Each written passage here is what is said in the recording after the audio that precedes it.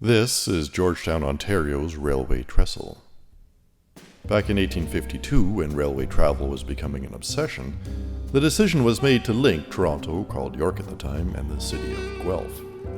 A coalition of willing and uninformed enthusiasts was formed, and soon the Toronto Guelph line was doing what every young man of the age did: head west. Laying track across someone's nicely plowed field was one thing, but then they ran into something called the Credit River. As the trains of the age had some difficulty fording waterways large and small, engineers brilliantly came up with the idea of building a bridge across the valley. Eventually, a design using sandstone from a local quarry was decided upon, and construction began.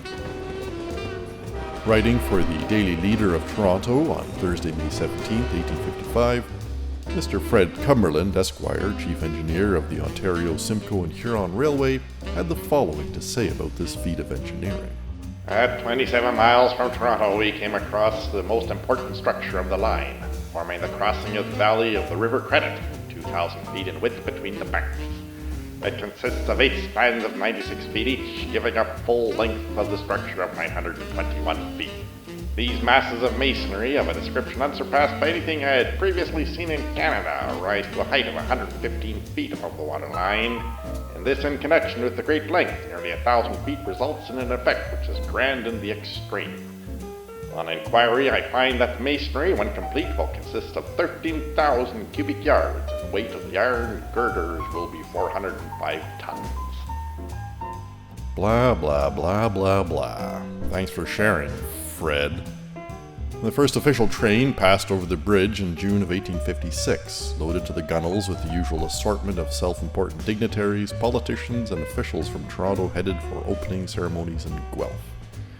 Sadly, the bridge held, and the carloads of breathless bureaucrats made it safely, and because they simply could, they decided to throw another bash celebrating their towering success in Montreal, some 580 kilometers in the other direction. I guess somebody really did decide to take the idea of parties and politics seriously. The Toronto Guelph line was eventually absorbed into the Grand Trunk Railway system, an outfit that was run out of the UK with a head office in Montreal, Quebec. And as with all things overseas with the English, this too went bankrupt, and eventually, by means of the usual treachery and horse trading corporations are famous for, Canadian National ran the show. Something should be noted about the routes chosen by the original companies that actually planned and built Canada's railway network way back when.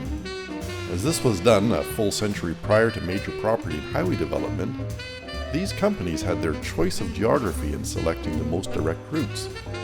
As a result, significant sections of the GTR main lines are still in use today. And as an interesting aside, the newly formed coalition of railway firms actually contributed to what everyone in Canada has studied in history class and has done their best to forget: Confederation. This newfangled form of transport allowed for increased travel and trade in the newly formed country of the Dominion of Canada, eh?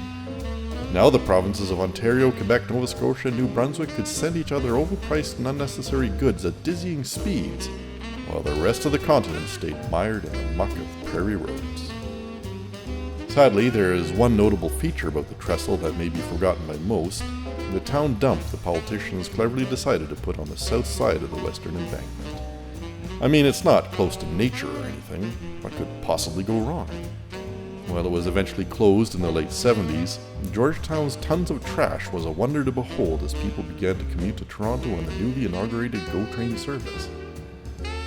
Although it is now a verdant, overgrown section of countryside, the gift of leachate from the landfill keeps on giving to all downstream on the Credit River.